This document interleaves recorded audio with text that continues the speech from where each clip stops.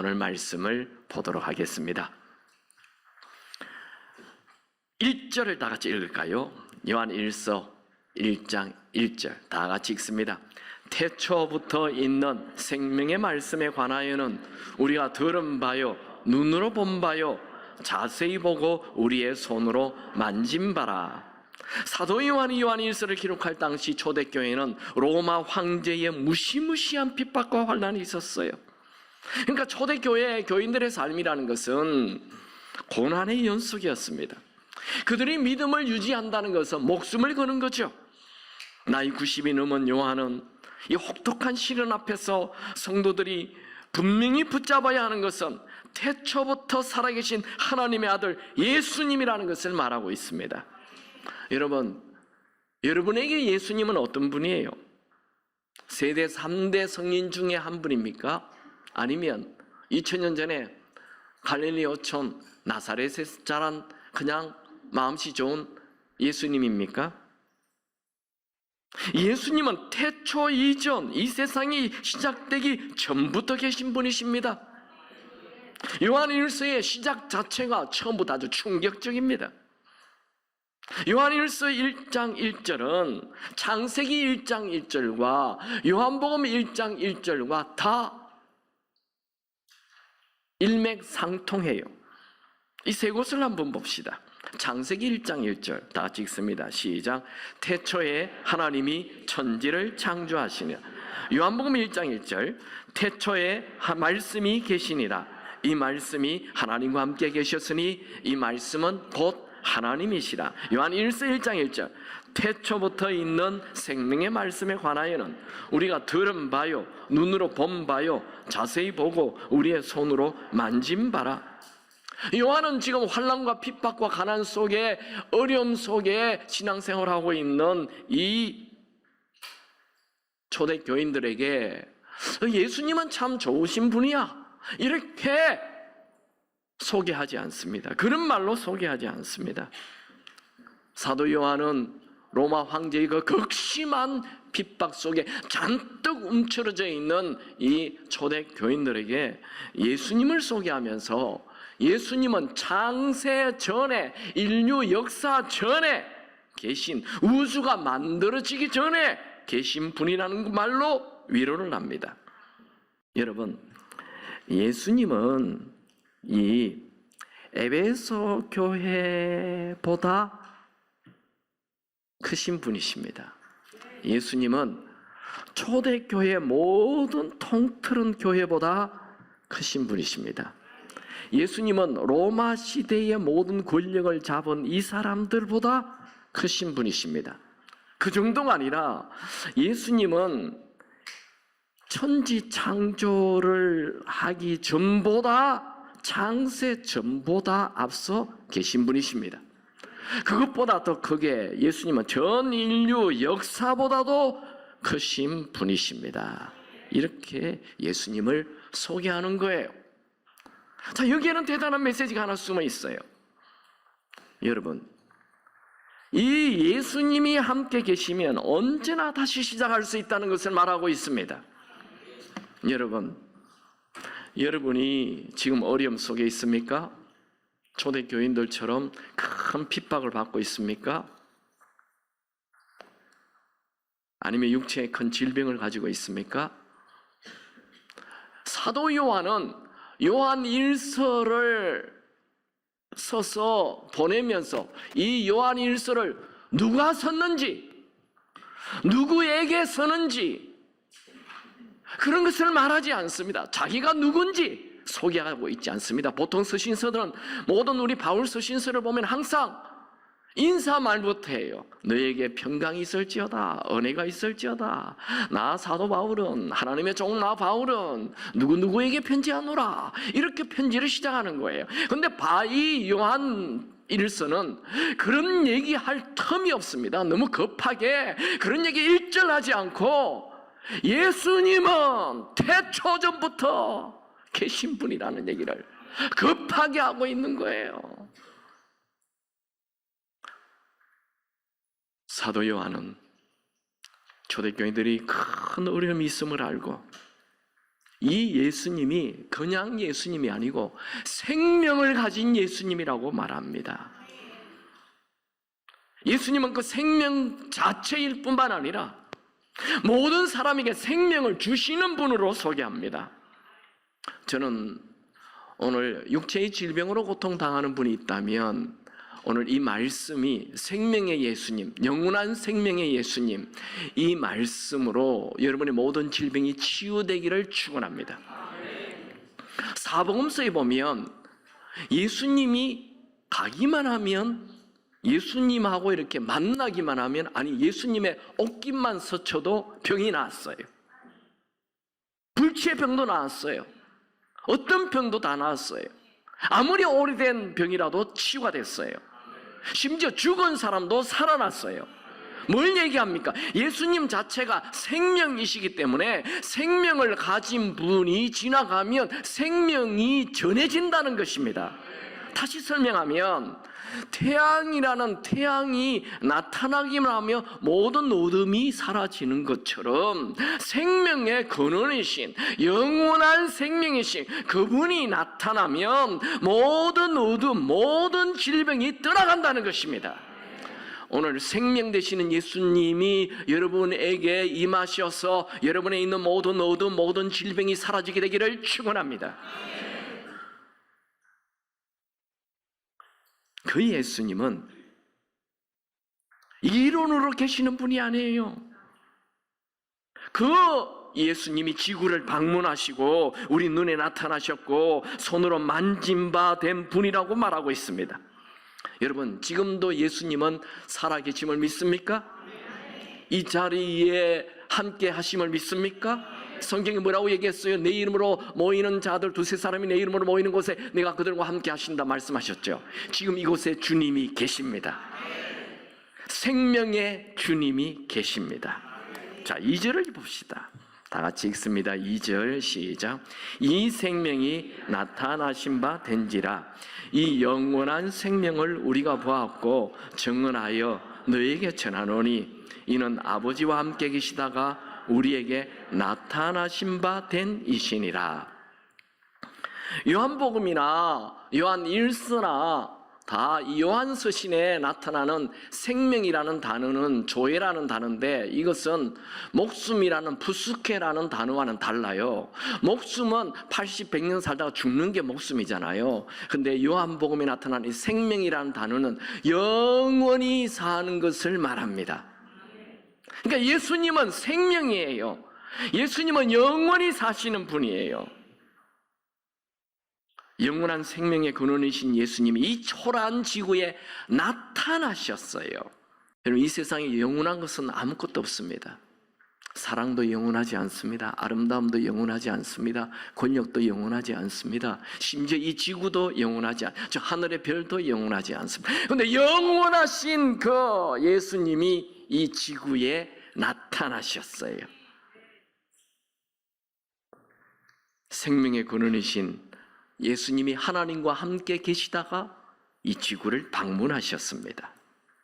요한은 예수님에 대한 말씀을 전하면서 그에게 생명이 있고 영원한 생명이 있음을 말하면서 우리에게 나타나셨다 외칩니다. 요한에게 예수님은 너무나도 크신 분이었습니다. 장엄하신 분이었습니다. 웅장한 분이었습니다. 위대한 분이었습니다. 여러분에게 예수님은 누구십니까? 자, 3절을 우리 다 같이 한번 보겠습니다. 다 같이 읽습니다. 우리가 보고 들은 바를 너희에게도 전함은 너희로 우리와 사귐이 있게 함이니 우리의 사귐은 아버지와 그의 아들 예수 그리스도와 더불어 누림이라. 여기 3절 안에 사귐이라는 단어 두 번 나오는데 이 헬라어로 코이노니아라는 말이에요. 교회를 좀 다닌 분들은 코이노니아라는 말을 많이 보게 돼요. 이 교제, 이 코이노니아라는 말의 뜻은 교제, 사귐, 함께, 공동 이런 뜻이 있어요. 이 3절에는 사귐이 두 개의 사귐이 나와요. 보면 이 아버지와 그의 아들 예수와 더불어 누리는 것, 그러니까 예수님과 하나님과 교제하는 것, 이것을 수직적인 교제라고 그래요. 수직적인 관계, 이게 나오고, 그리고 성도와 성도의 관계, 사귐이 나와요. 그것을 수평적인 사귐이라고 얘기해요. 근데 이 수평적인 사귐은 그냥 개 모임이나 또래 모임이나 뭐 동네 모임, 그런 사귐이 아니에요. 우리 성도들의 사귐이라는 것은 영원한 생명을 가진 사람, 영원한 생명을 가진 성도들끼리 만남을 성도의 사귐이라고 얘기합니다. 그러니까 그 마음 안에 예수가 없는 사람과의 사귐은 아닌 거예요. 예수가 있는 사람끼리 만남을 성경에서 얘기하는 성도의 교제라고 얘기하는 것입니다. 이제 4절을 봅니다. 다 같이 읽죠. 시작. 우리가 이것을 쓰면 우리의 기쁨이 충만하게 하려 함이라. 이 4절은 조금 설명이 필요해요. 우리의 기쁨이 충만하게 하려 함이라. 이것을 얼핏 보면 우리의 기쁨, 그러니까 사도 바울의 기쁨과 초대 교인의 기쁨을 얘기하나 보다, 이렇게 생각하기 쉬워요. 이건 좀 설명이 필요해요. 여기의 기쁨은 우리가 하나님을 만나 그분과 교제할 때 생기는 기쁨을 얘기하는 거예요. 그리고 하나님과 교제하고 있는 이 요한의 기쁨과 또 성도가 하나님과 교제하여 생기는 그 우리의 기쁨을 얘기하는 것입니다. 하나님에게 기쁨이 있죠. 시편 16편 11절에 보면 주의 앞에는 충만한 기쁨이 있고 주의 오른편에 영원한 즐거움이 있나이다. 요한복음 15장 11절에도 예수님께서 아주 동일한 말씀을 하셨습니다. 내가 이것을 너희에게 이르면 내 기쁨이 너희 안에 있어 너희 기쁨을 충만하게 하려 함이라. 요한이 말하는 기쁨은 세상이 주는 기쁨이 아닌 하나님이 주시는 그 영원한 기쁨을 말하는 것입니다. 그래서 여러분의 성경책 요한 1서 1장 4절에 여기에 우리의 기쁨을 동그라미를 딱 치시고 화살표해서 주님이 주시는 기쁨, 이렇게 써놓으면 다음에 읽을 때 더 이해하기가 좋을 것 같습니다. 자, 예수님이 주시는 기쁨, 예수님이 주시는 기쁨은 세상 그 무엇과도 비교할 수가 없어요. 세상에 이런 기쁨이 없어요. 세상의 기쁨이라는 것은 순간이에요. 잠깐이에요. 그런데 예수님이 주시는 기쁨은 영원한 기쁨이에요. 이 기쁨을 얘기하고 있는 거예요. 사도 바울은 이 기쁨을 가졌기 때문에 감옥 안에 있으면서 감옥 밖에 있는 자들에게 주 안에서 항상 기뻐하라 외쳤던 것입니다. 여러분, 예수님을 구세주로 주인으로 모시기 바랍니다. 그리고 날마다 그분과 교제하시기 바랍니다. 그러면 생수의 강이 그 배에서부터 솟아난다고 말씀하고 있습니다. 요한복음 7장 38절에 나를 믿는 자는 성경의 이름과 같이 그 배에서, 그 배는 바다에 있는 배가 아니고 내 배, 이 배를 얘기하는 거. 배가 좀 나왔네. 이 배에서 생수의 강이 솟아 흘러나오는 것, 이 기쁨. 오늘 요한일서 1장 1절에서 4절까지 말씀 마칩니다. 좀 아쉬워요? 네, 요한일서 1장 1절에서 4절까지 메시지 하나를 정리해서 나누기 원합니다. 그것은 하나님과의 사귐, 수직적인 관계를 누리라는 것입니다. 사람은 원래 하나님과 교제하기 위해서 창조됐어요. 에덴 동산에 하나님께서 아담과 하와를 만드신 이유는 사람과 대화하려고, 교제하려고, 같이 거닐고 같이 얘기하려고 하나님이 사람을 만들었어요. 그런데 아담이 하나님과의 관계를 깨어버리죠. 하나님으로부터 독립을 해요. 하나님으로부터 분리가 돼요. 이제 내 인생 내 마음대로 살, 하나님 간섭하시죠. 내가 신이 됩니다. 내가 하나님이 되기를 원합니다. 그래서 먹지 말라는 선악과를 먹고 죄를 지어 이제 그 에덴 동산이 깨져버려요. 에덴의 뜻은 기쁨입니다. 그 기쁨이 깨어져 버리는, 기쁨에서 쫓겨나는 거예요. 하나님과 분리되었으니 인간은 이제 하나님과의 교제를 할 수 없게 됩니다. 그래서 하나님께서 예수님을 보내주어서 하나님과 인간 사이에 깨진 관계를 회복하게 해요. 다시 하나님과 교제할 수 있게 이 예수님이 계시야만이 그게 가능합니다. 하나님은 우리가 예수님을 주인으로 모시고 날마다 교제하는 삶을 살기를 원하십니다. 고린도전서 1장 9절 너희를 불러 그의 아들 예수 그리스도 우리 주인 더불어 교제하게 하시는 하나님은 미쁘시도다.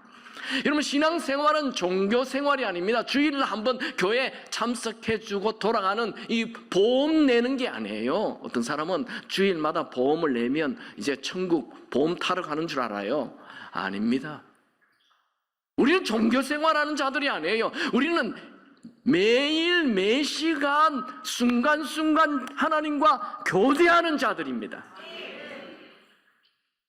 예수를 믿는다는 게 뭐예요? 하나님, 성부, 성자, 성령 하나님과의 관계 안에 들어가는 거예요. 여러분,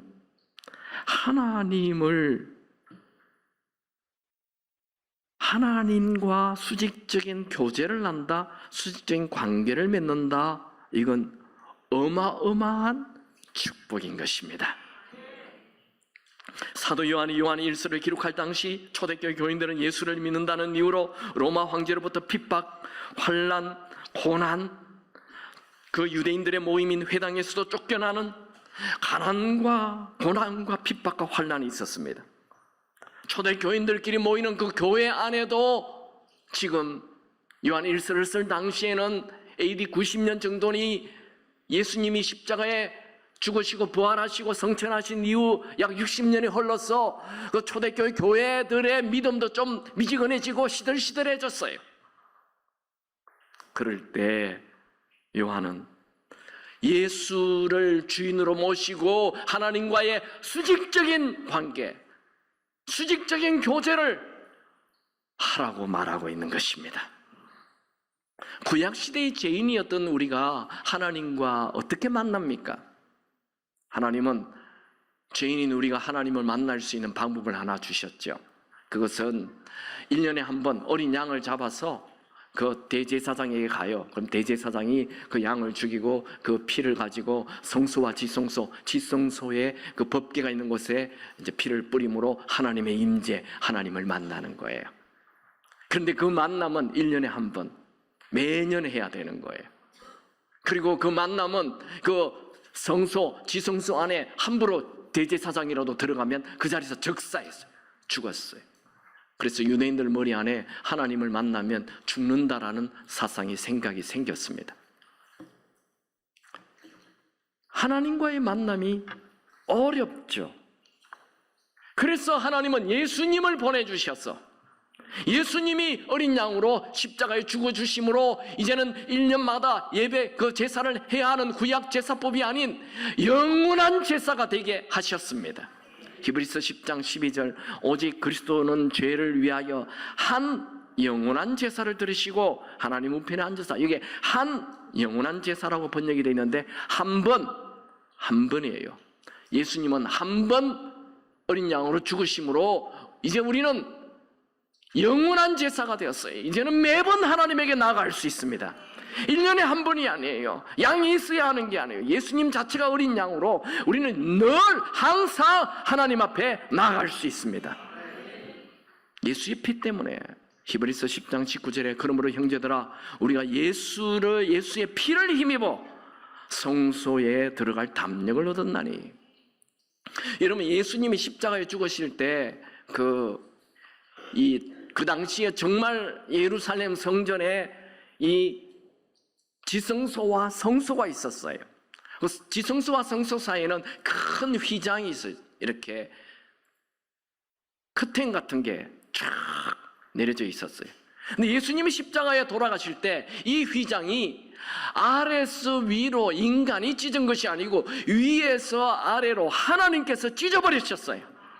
그게 마태복음 27장 51절에 이에 성소 휘장이 위로부터 아래로 찢어져.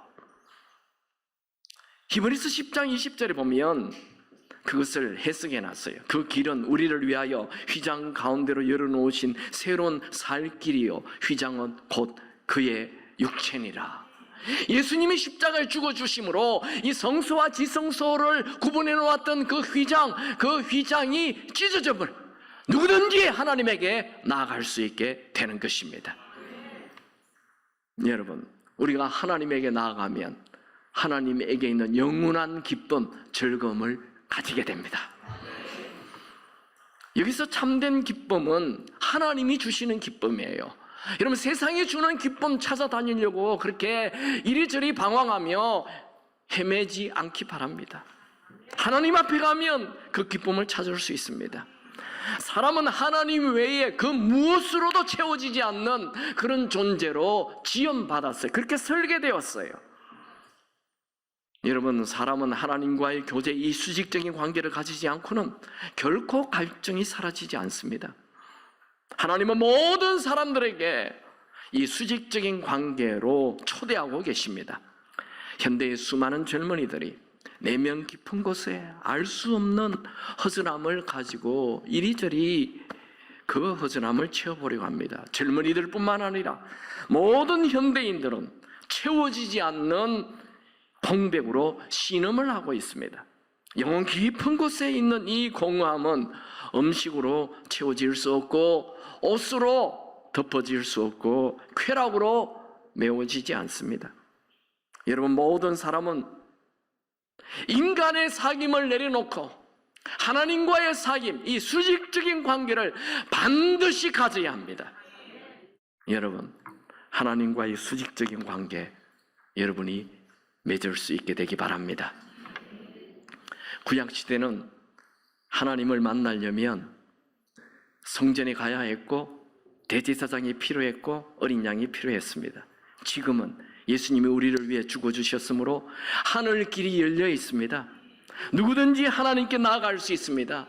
예수를 의지하고 하나님에게 나가면 하나님은 언제나 우리를 만나주십니다.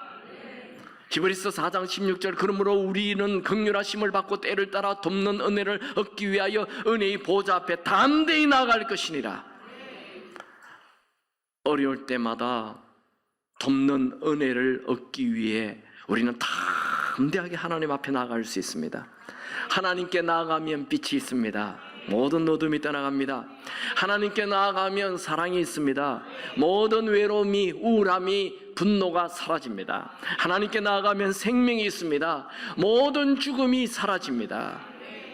여러분, 하나님에게는 언제나 희망이 있습니다. 여러분에게 모든 희망이 사라졌습니까? 그 무엇도 믿을 게 없습니까? 이제 나 혼자 되었어요. 돈이 없어졌어요. 건강이 없어졌어요. 믿는 사람이 떠나갔습니까? 괜찮습니다. 우리에게는 하늘 문이 열려 있습니다. 우리를 도우시는 하나님이 계십니다. 하나님이 살아 계시는 한 우리에게는 희망이 있습니다. 여러분, 무엇보다도 하나님과 관계를 좋게 하십시오. 하나님과 친하십시오. 하나님과 사귀십시오. 수직적인 관계를 맺으십시오. 기쁨이 충만하게 될 것입니다. 샘솟는 기쁨이 솟아나게 될 것입니다.